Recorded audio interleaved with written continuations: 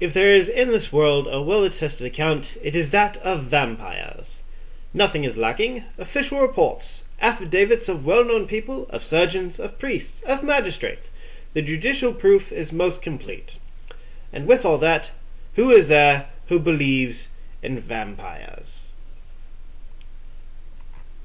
This is a quote from Jean-Jacques Rousseau in his 1762 treatise of the social contract or principles of political right. I really couldn't think of a better way to start a conversation about the social contract and, more importantly, justice. Welcome everyone once again to the Son of Hell show. I am of course your host, the Son of Hell, and today I bring you a British accent, rather than my normal, rather squeaky American. I'm sure on the recording though, the British one is just positively as squeaky, so we'll see how long I can hold it out. I do apologize if you hear me sniffling as well, because I am suffering from allergies as I always do. Like vampires, there's the concept of justice. It is well accounted. We have legal contracts, the statements of priests of every religion, moral philosophers, scientists, and so forth. Our greatest minds do decry that there is justice in this world, that it exists, and that it is for mankind to have. Yet who out there truly believes that there is justice in this world?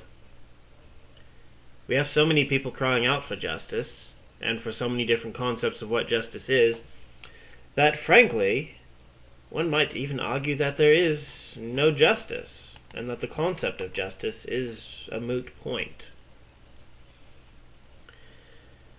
See, we used to have justice in this world. There used to be such a thing as justice, and there were gods of justice out there. Beings of supreme power who drew themselves from the concept of justice, and from whom the force of justice did flow outwards into the world.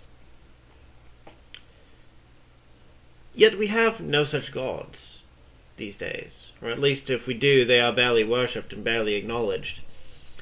If there is a god of justice in this world, it seems to be cloaked up in the name of social justice, which really has less to do with actual justice and more to do with the idea of, really, what we would call retribution.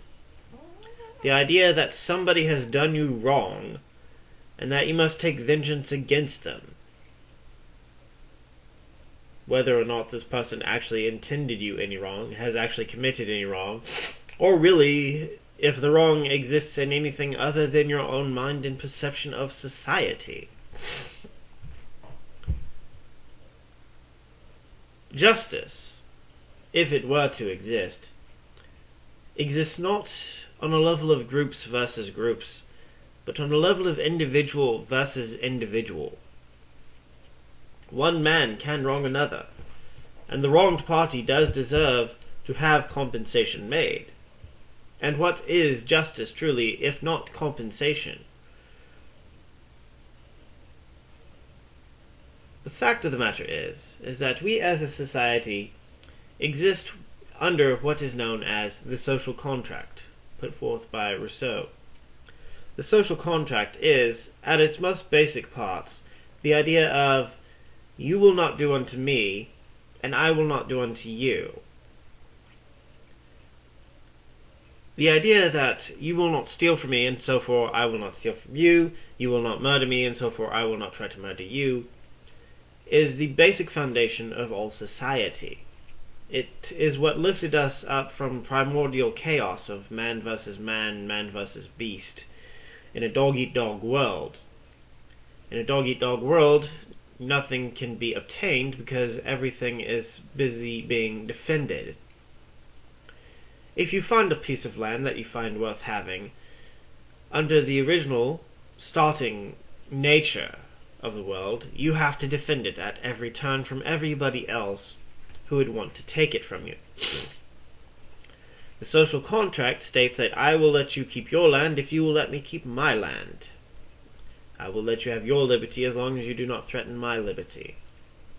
And liberty here is the key point.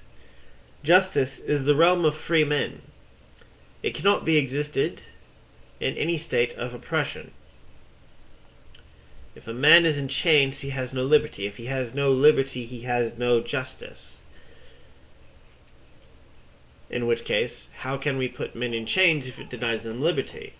Well, that is the punishment of going against the law, which is also born of the social contract. The law states, on its most basic form, regardless of where you're from, that if you violate the laws of the social contract, your liberty, and therefore your call for justice, is to be denied, because you have found yourself unwilling to live by the contract of peoples. Therefore you should not be recognized by peoples. This is the essence of the punitive system. It is the essence that comes from seeking justice. If a man steals from you, he has robbed you, and thus he has taken away your ability to express your liberty. In doing so, he has denied you liberty and sought to make you essentially a slave. And by doing so, he himself has lost the right to be a free man. At least this is how it started out. Over the millennia, things have of course changed. Laws have gotten more convoluted. The ideas of the social contract have gotten buried on the realities of a society. And those with power discovered that, well, they could deny the liberty of others however they pleased because they had the power to escape justice. It was not always so. As I said, we used to have gods of justice, and those who were criminal, and those who denied the liberty of others, and those who abused their power could often face divine retribution, either at the hands of the gods themselves, or by being sacrificed unto those gods for having violated the tenets of justice.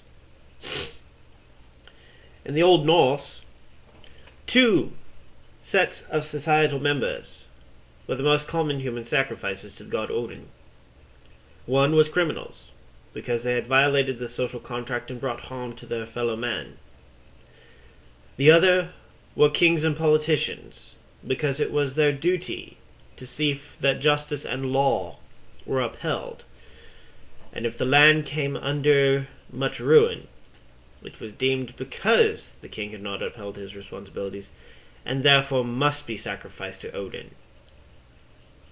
We do not sacrifice those who commit injustice to the gods anymore. In fact, all too often we seem to be more interested in pampering them, in sheltering them from the harshness of their situation and the crimes and punishments brought on about their own selves by their own actions. Why, indeed, a perfect example of this exists in an article from the Washington Post by Patricia O'Brien. Miss O'Brien is an associate professor at the Jane Addams College of Social Work at University of Illinois at Chicago. She has recently put forth an article entitled, "We Should Stop Putting Women in Jail for Anything." To quote her, "It sounds like a radical idea. Stop incarcerating women and close down women's prisons. But in Britain, there is a growing movement, sponsored by a peer in the House of Lords, to do just that. The argument is actually quite straightforward. There are fewer women in prison than men to start with. Women make up just 7% of the prison population. This means that these women are disproportionately affected by a system designed for men." End quote. I would like to state that the penal system was not designed for men. It was designed for criminals. People who had broken the law and violated the tenets of justice. Prison is there for both genders.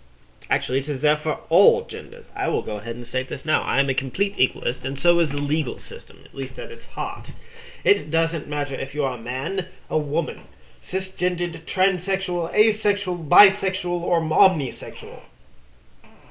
If you violate the social contract, if you break such laws that harm your fellow human beings, you deserve to be punished. That is what the criminal justice system was built for. That is what the prison system was built for. To claim that merely because a group of people is underrepresented in the prison population, that they are being punished by a system designed for a different population, and therefore should not be punished, is a violation of every moral and ethical philosophy out there that has any merit in this world. Now, do I believe that the prison system has been overused? Absolutely. Do I believe our criminal justice system has been wrought by those with power to oppress and keep their power? Of course. Prison reform is needed. But prison reform does not take the form of excusing the violations of an entire gender simply because it is a smaller number. If this was people insisting that we should not imprison white people because white people make up a smaller representative portion of the prison population than, say, Africans or African Americans, people would be outraged. Let your outrage be felt on this. I mean, really, if a woman murders her children, she should not be put in prison because the prison system is built for men. Dear gods. It's already been factually proven by both academia and other offices out there of review that women already face much easier prison sentencing than men do. This itself is a violation of the very concept of justice. Justice itself is about equality. Regardless of who you are held to the same standards as everybody else. You are respected to the same standards as everybody else. That is justice. Justice and equality essentially are much the same thing. One cannot have justice without equality. One cannot have equality without justice. To quote from Rousseau again, "A man is born free, and everywhere he is in chains. One thinks himself the master of others, and still remains a greater slave than they." You are free in justice. But in justice you are also bound. You cannot just act in chaos and anarchy, doing whatever you please in a just society. You have to respect the value of other people. And in turn, your value is respected. Although that is but a very narrow definition of what that quote translates to. That quote actually speaks to a great deal of other things.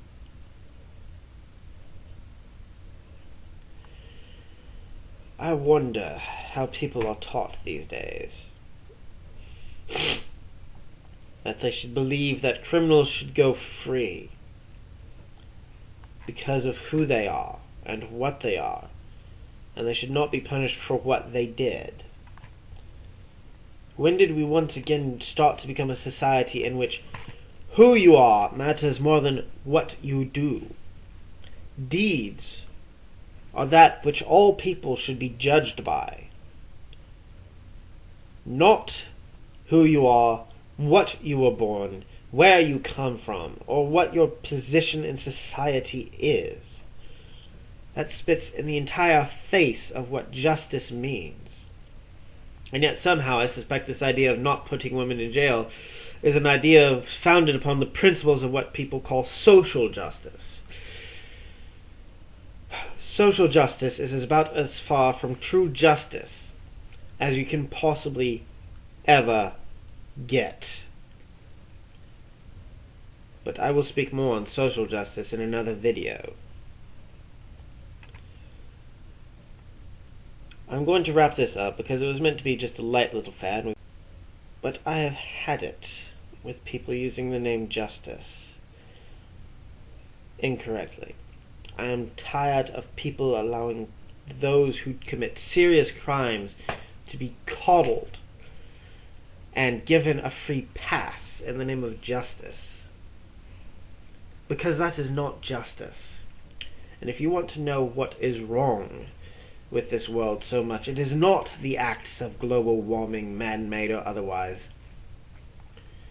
It is the fact that we no longer hold people to justice.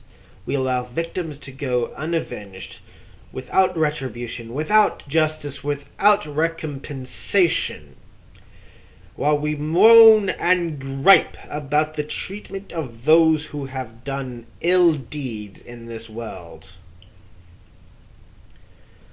Only when we begin to punish the guilty properly will we ever begin to see any sort of moral right coming back into this world. I am the son of hell, and thank you for watching this video. Leave your own comments below in the section on YouTube or on the blog. I can be found at sonofhell.wordpress.com, and of course Son of Hell on YouTube. Everyone, I hope you have something to think about, something to say, and hella bless.